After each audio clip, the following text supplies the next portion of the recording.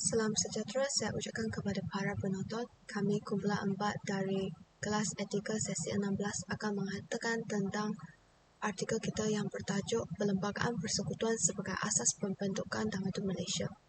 Di sini merupakan ahli kumpulan kami iaitu Maizatul Hashni, Muhairil Fazli, Dengan Kiong, Amirul Syakirin, Muhammad Alif Haikal, Muhammad Arif Ashraf, Muhammad Fidraus, Nur Aisyah, Rod Stiker dan saya Ibu. Isi kandungan yang akan kita bentangkan sebentar lagi ada abstrak, pengenalan, tujuan kajian, isu semasa dan cabaran, dan kesimpulan. Mulai dengan abstrak. Perlembagaan Persekutuan merupakan satu dokumen undang-undang bertulis yang amat penting kepada Malaysia. Ia dibentuk berasaskan Pengajian Persekutuan Tanah Melayu 1948 dan Perlembagaan Kemerdekaan 1957. Kepentingan Perlembagaan Persekutuan semakin dipinggirkan oleh remaja muda. Hal ini demikian kerana mereka adalah dibesarkan dalam suasana yang begitu aman damai. Ini telah menyebabkan kebanyakan generasi muda pada hari ini tidak merealisasi keharmonian adalah produk pembentukan Perlembagaan Persekutuan.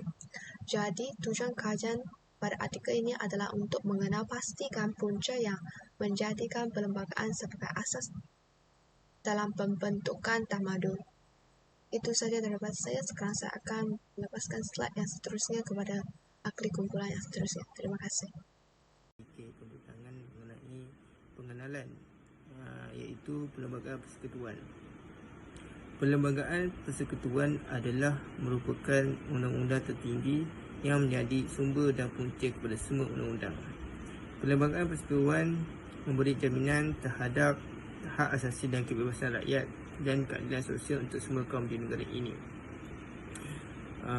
Seterusnya, persetujuan melonggarkan syarat-syarat kewarganegaraan oleh pemimpin-pemimpin Melayu telah membolehkan para pemimpin bukan Melayu mengakui kedudukan istimewa orang Melayu dan orang Islam. Dengan gagasan Persekutuan Malaysia pada 16 September 1963. Seterusnya, dengan mempelajari Perlembagaan Persekutuan negara kita, remaja muda pada hari ini akan mampu memahami kepentingan satu perlembagaan terhadap kemerdekaan kedaulatan sesebuah negara.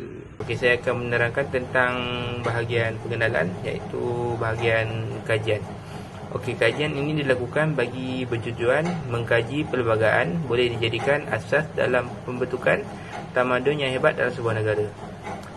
Di Malaysia, oleh kerana kita berpegang pada prinsip pembinaan negara, bangsa, bukan asimilasi, tetap integrasi, identiti etnik, sekolah rendah, aliran bahasa ibunda dan tempat ibadah sudah pun diterima bersama. Tiada negara di ASEAN yang boleh menerima kepelbagaian satu kekuatan negara seperti di Malaysia. Rakyat Malaysia lebih cenderung untuk berbincang dan berunding setiap lapisan masyarakat untuk mencari persetujuan dan muafakat. Oleh itu kita perlu kembali untuk memahami Perlembagaan Persekutuan dan Undang-Undang Tubuh Negeri. Okey, sekian, terima kasih daripada saya.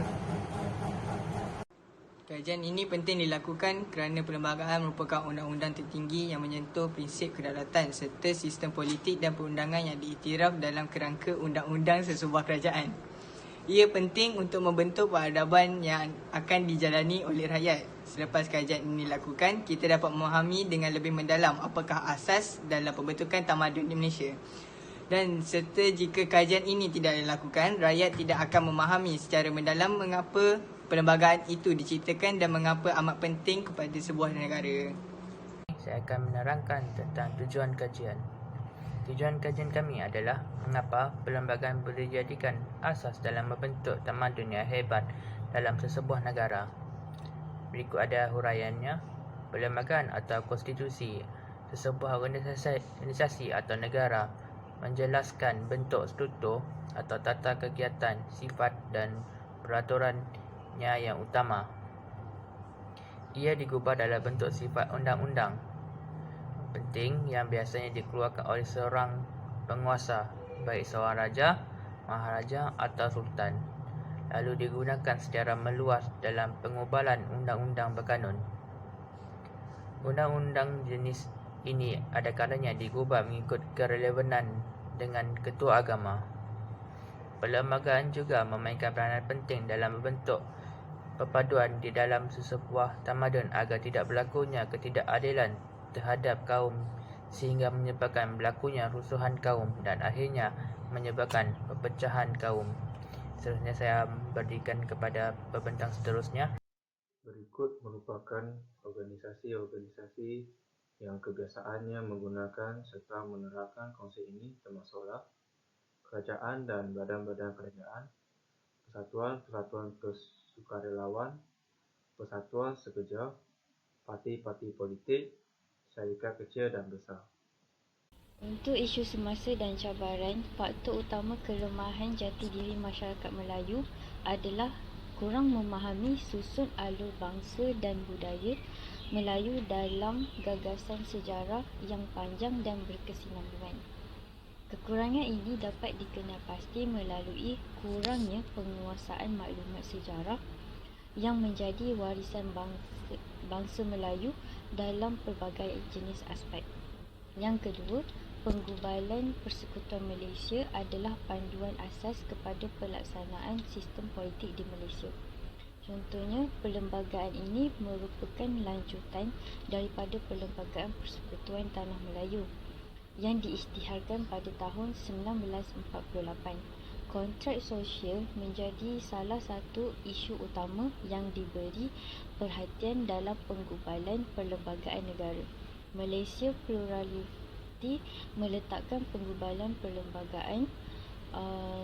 perlembagaan negara sebagai kedudukan raja sebagai simbol utama sebuah pemerintahan dan perlu dihormati serta ditaati.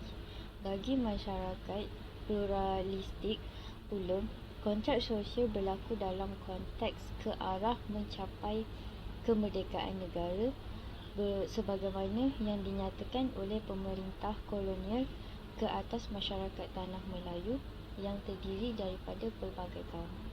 Seterusnya, mata pelajaran sejarah di sekolah perlu dilihat dalam bentuk pemikiran kritis, bukan sekadar kronologi dan hafalan fakta semata.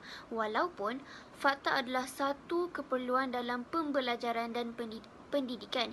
Ini kerana sejarah adalah penemuan, pengumpulan, pengurusan dan juga persembahan maklumat terhadap peristiwa silam ataupun lampau.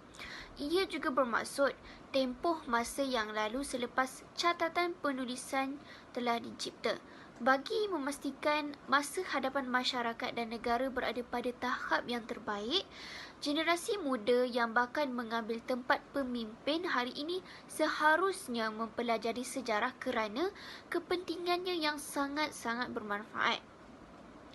Cabaran yang terakhir ialah bagi mengekalkan kedudukan agama secara umum dan Islam sebagai agama negara.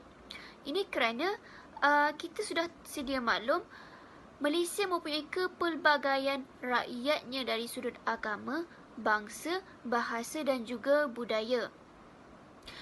Justeru, mengurus negara yang multi-etnik dan multi-agama ini serta mengekalkannya dalam keamanan adalah tugas yang sangat besar dan agak mencabar.